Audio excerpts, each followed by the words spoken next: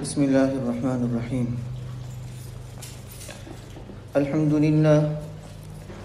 لله نحمده ونستعينه ونستغفره ونعوذ بالله من شرور أنفسنا ومن سيئات أعمالنا.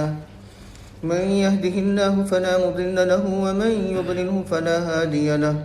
ونشهد أن لا إله إلا الله وحده لا شريك له. ونشهد أن سيدنا ومولانا محمدا عبده ورسوله صلى الله عليه وعلى آله وأصحابه وبارك وسلم تسليما كثيرا كثيرا. أما بعد فأعوذ بالله من الشيطان الرجيم. بسم الله الرحمن الرحيم. لتجدن أشد الناس عداوة للذين آمنوا اليهود والذين أشركوا ولتجدن أقربهم مودة للذين آمنوا الذين قالوا إنا نصارى ذلك بأن منهم قسيسين ورهبانا وأنهم لا يستكبرون. وإذا سمعوا ما أنزل إلى الرسول ترى أعينهم تفيض من الدمع مما عرفوا من الحق يقولون ربنا آمنا فاكتبنا مع الشاهدين. وما لنا لا نؤمن بالله وما جاءنا من الحق ونطمع أن يدخلنا ربنا مع القوم الصالحين. فأثابهم الله بما قالوا جنات تجري من تحتها الأنهار خالدين فيها وذلك جزاء المحسنين. والذين كفروا وكذبوا بآياتنا أولئك أصحاب الجحيم. آمنت بالله صدق الله مولانا العظيم وصدق رسوله النبي الكريم ونحن على ذلك لمن الشاهدين والشاكرين والحمد لله رب العالمين.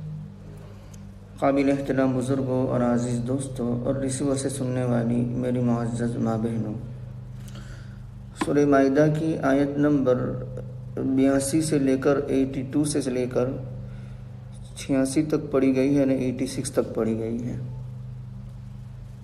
پہلے آیت کا ترجمہ دیکھتے ہیں.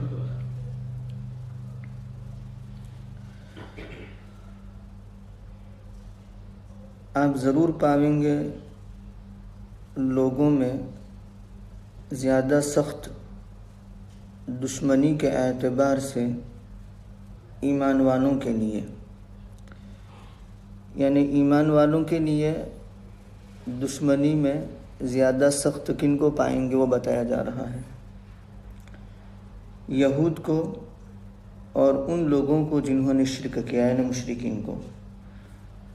تو مطلب یہ ہوا کہ یہود اور مشرکین یہ ایمان والوں کے سخت دشمن ہیں، اور آپ ضرور پائیں گے ان میں زیادہ نزدیک مودت کے اعتبار سے، محبت کے اعتبار سے ایمان والوں سے ان لوگوں کو جنہوں نے یوں کہا کہ ہم نصارہ ہیں. مطلب یہ ہے کہ نصارہ ایمان والوں سے نزدیک ہے محبت کے اعتبار سے. یہ اس وجہ سے کہ ان میں قسیسین علماء کو کہتے ہیں، علماء ہیں اور درویش ہیں، رہبان راہب کی جمع ہے، اور اس وجہ سے کہ وہ لوگ تکبر نہیں کرتے، یعنی ان میں حق شناسی ہے، خدا ترسی ہے، اس وجہ سے وہ تکبر نہیں کرتے، اور اسی وجہ سے وہ مسلمانوں سے زیادہ نزدیک ہے. یہ تو آیت کا ترجمہ ہوا. پچھلی آیت میں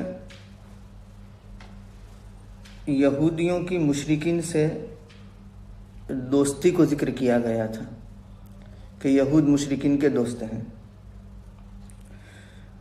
ابھی جو آیت پڑھی گئی اس میں اللہ تبارک و تعالیٰ نے یہود اور مشرکین یہ دونوں مل کر کے مسلمانوں کے دشمن ہیں، اس کو ذکر کیا جا رہا ہے. اور اس کی وجہ یہ ہے کہ دشمن کا دشمن دوست ہوتا ہے. تو مشرک مسلمانوں کے دشمن ہوئے تو یہود کے دوست ہو گئے. دشمن کا دشمن دوست ہوتا ہے. لیکن قرآن کریم کا ہمیشہ یہ طرز رہا ہے کہ وہ انصاف اور عدل کا سب سے بڑا داعی ہے. جہاں کہیں کسی قوم کے اندر، کسی جماعت کے اندر کوئی خوبی ہوتی ہے، اگرچہ مجموعی اعتبار سے وہ قوم اور جماعت ایمان والوں کی دشمن ہو، لیکن قرآن کریم اس خوبی کو بیان کرنے میں بخل سے کام نہیں لیتا، تعصب سے کام نہیں لیتا جہاں کہیں بھی. لہذا یہاں اللہ تبارک و تعالیٰ نے سارے یہود کو یا سارے نصارہ کو ایک درجے میں نہیں رکھا. جیسے اس سے پہلے بھی ہم نے پڑھا سورہ آل عمران کے اندر کہ لیسو سواء، کہ یہ سب ایک درجے کے نہیں ہیں.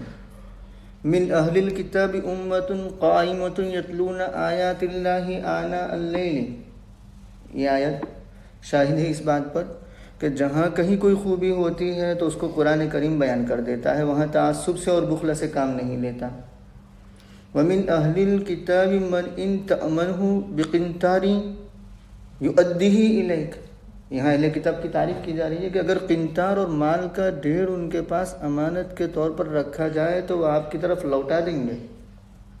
اور کچھ ایسا بھی ہے کہ ایک دینار بھی رکھیں گے تو مَا دُمْتَ عَلَيْهِ قَائِمًا، جب تک اس کا پیچھا نہ کیا جائے اور اس کے سر پر ہمیشہ سوار نہ رہا جائے، وہاں تک وہ اس دینار کو ادا کرنے والا نہیں ہے. تو خلاصہ یہ کہ یہاں بھی قرآن کریم نے یہودیوں کو ایک درجے میں نہیں رکھا، نصارہ کو ایک درجے میں نہیں رکھا.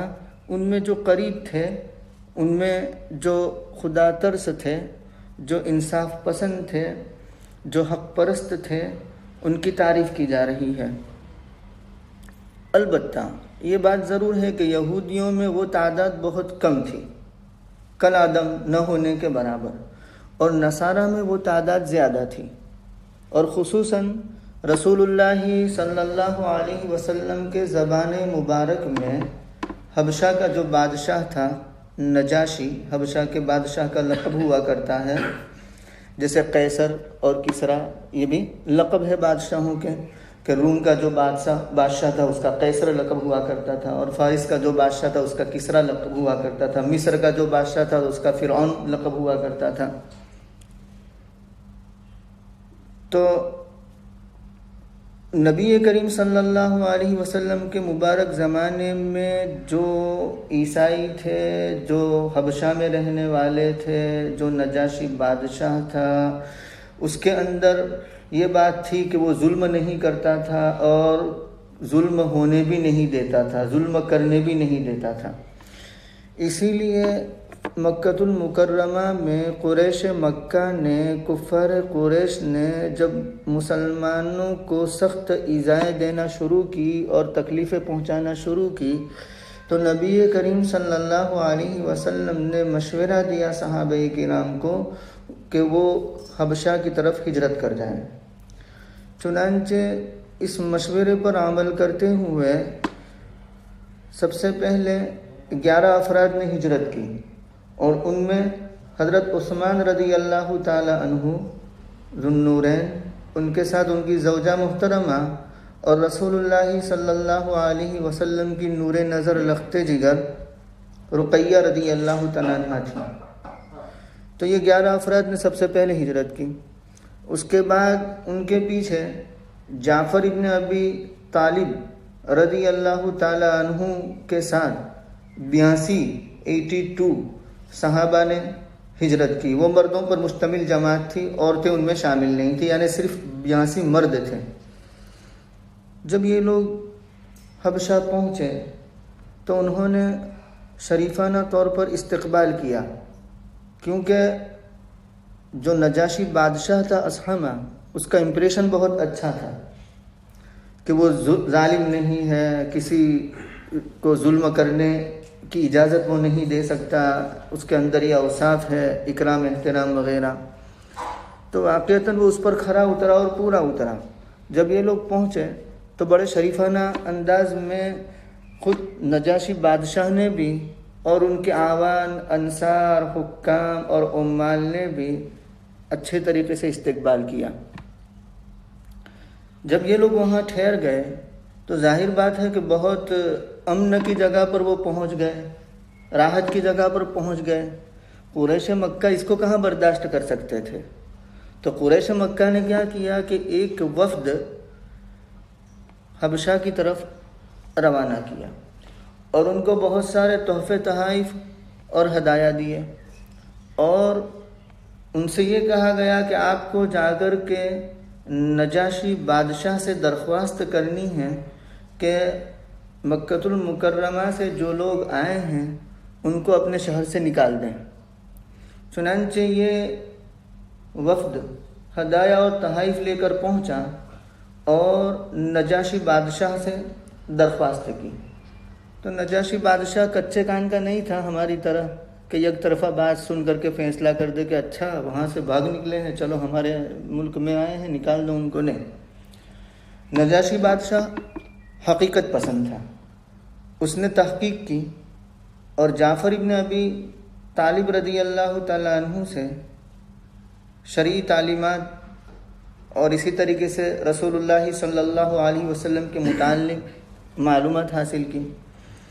جب اسلامی تعلیمات کو سنا اور رسول اللہ صلی اللہ علیہ وسلم کے متعلق جو باتیں تھیں وہ سنی، آپ کا حلیہ بشرا وغیرہ، تو اس وقت نجاشی بادشاہ اس نتیجے پر پہنچا کہ یہ تو وہی چیزیں ہیں جو ہماری انجیل میں آئی ہے، یعنی جن کے متعلق بشارت دی گئی ہے وہ یہی شخصیت معلوم ہوتی ہے۔ چنانچہ وہ اس نتیجے پر پہنچا کہ میں ان کو اپنے ملک سے نکال نہیں سکتا، تو ان کو صاف صاف جواب دے دیا کہ تم اپنے ہدایہ اور تحائف واپس لو۔ ان کو واپس کیے اور کہا کہ میں ایسے لوگوں کو اپنے ملک سے نہیں نکال سکتا۔ اس کے بعد جعفر ابن ابی طالب رضی اللہ تعالیٰ عنہ نے نجاشی بادشاہ کے دربار میں مختصر اسلامی تعلیمات کا خاکہ لیکن بڑا جامع بیان فرمایا، اور جب وہ خاکہ بیان کیا تو نجاشی بادشاہ متاثر ہوا، اس کے حکام، اس کے عمال، اس کے اعوان، انصار، رعایا، یہ سب بہت زیادہ متاثر ہوئے، اور جب مکۃ المکرمہ سے حالات بہتر ہوئے یعنی ایک درجے میں، تو انہوں نے ہجرت کی مدینہ منورہ کی طرف نکل سکتے تھے، تو مدینہ طیبہ میں جا کر کے صحابہ کرام اور رسول اللہ صلی اللہ علیہ وسلم مقیم ہو گئے۔ اب مدینہ طیبہ میں تو راحت تھی، مکۃ المکرمہ جیسی پریشانی اور تکلیفیں نہیں تھی، قریش مکہ جو تکلیفیں دیتے تھے وہ ایذا دیتے تھے وہ بات نہیں تھی۔